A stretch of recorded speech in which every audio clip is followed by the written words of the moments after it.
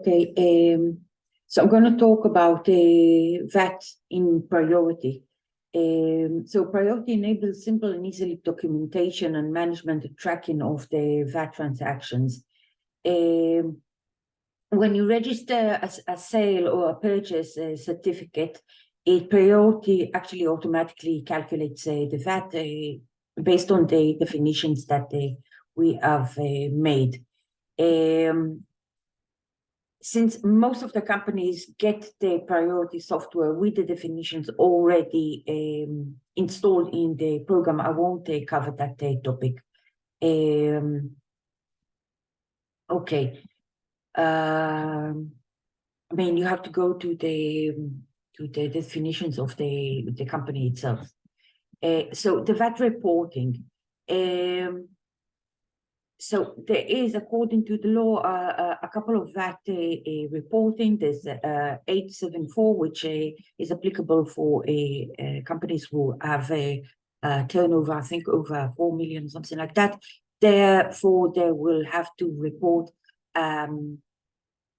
transmit a report which includes all the expenses and all the income.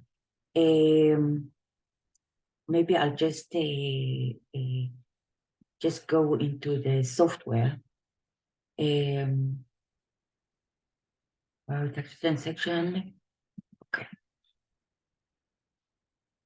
So I'm going to cover this thing of a determination of the VAT report period. So let's go into the software. I'll share the screen.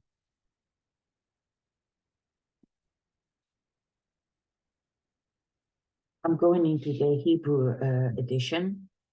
It's because the English edition is quite new for me.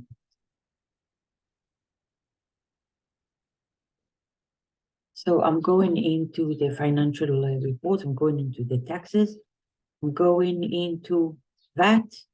And now I'm going to go into the reporting period for VAT. I want to set it up to our time, just a moment.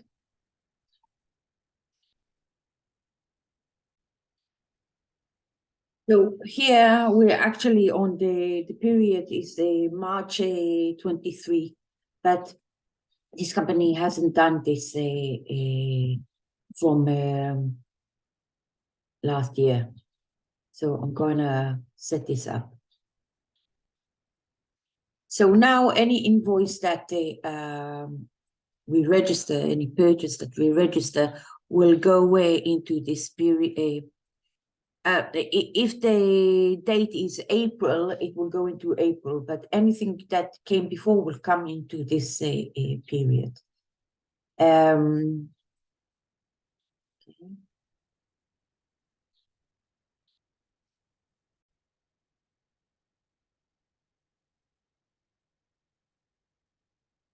Okay. So I just want to say that the purchase invoices are associated with the current reporting period, what I just said now, which can differ from the months of the invoice date.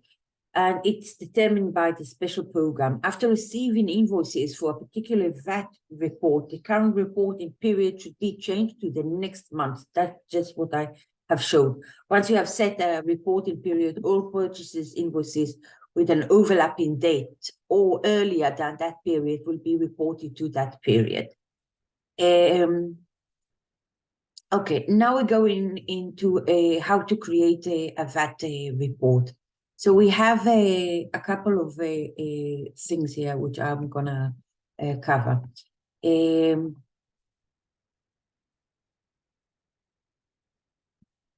So first thing is the VAT control. The report goes over the log entries and it's involving accounts linked to any sections of the VAT report, and it shows the transactions where the VAT percentage differs from the VAT percentage in effect.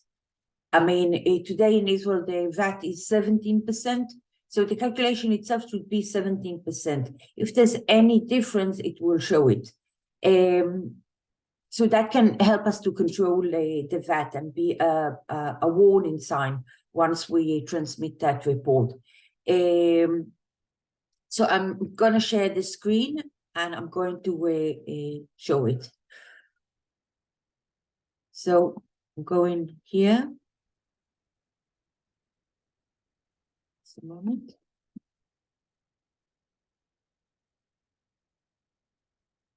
This is VAT control.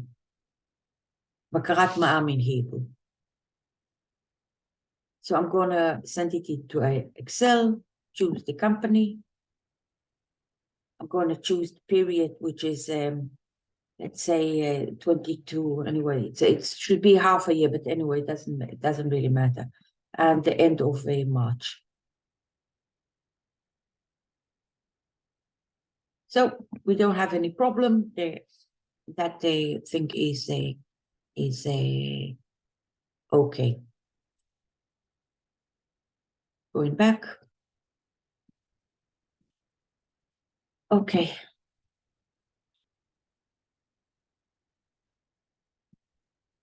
So we also have another thing which is called the VAT transaction control report. I won't go into that details. I'm going a bit further on into the VAT itself.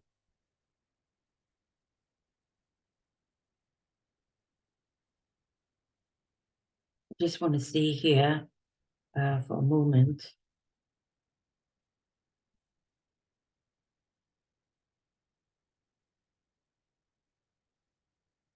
This is contract, doesn't matter.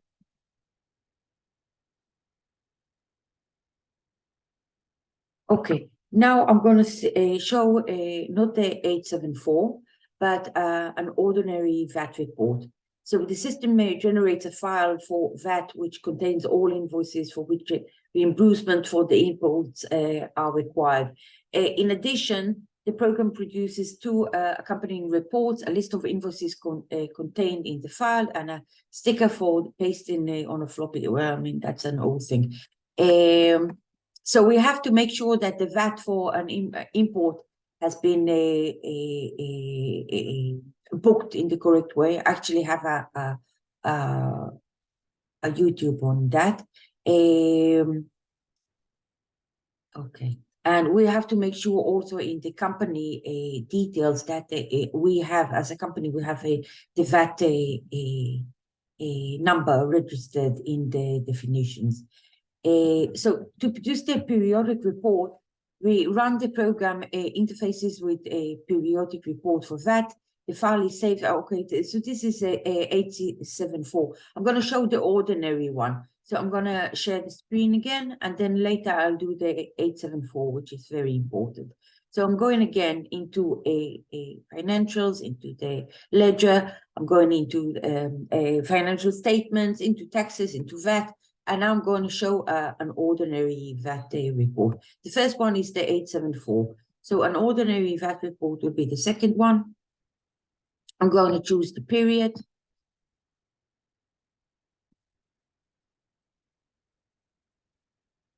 Let's do it from...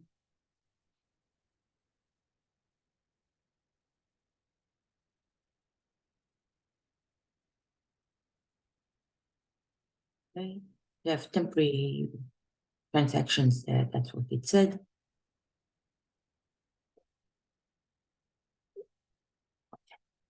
Now I'm going to see the VAT report in Excel. It's actually a very useful, because then later on, I can check it with the 874 and find the... Okay, so I actually got a VAT which contains all the months. All the months. I didn't want this one, but anyway, this is not the one I wanted. Anyway, it's someone who's using priority will use the 874. I mean, it's not really common to have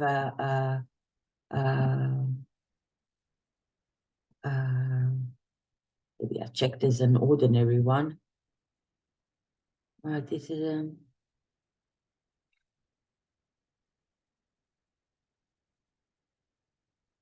anyway, I'll do the 874.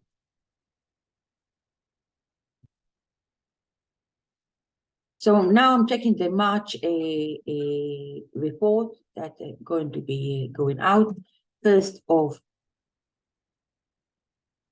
It doesn't really matter, I think, because once I set the just the ending date, that's the thing. Okay.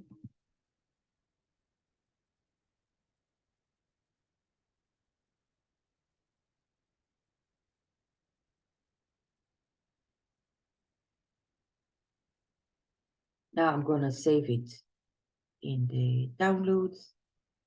The file is a text file or a batch file, which goes into the income tax, but in priority I also get an Excel file. I'm just making sure that I have the screen. Okay, I have the screen to share it. So this is like the inside of that batch file. I can see that I have my invoices, or my turnover was around 98,000. The VAT is around 17,000. I have a lot of exempt income, and I have quite a lot of VAT as from expenses. So I'm getting here to the amount of 35,000 VAT return. So that is it. I'll just show you. I can also have where I've saved it, the text file itself, or the batch file itself that is transmitted. This is the one. I'll just open it up. This goes to the income tax.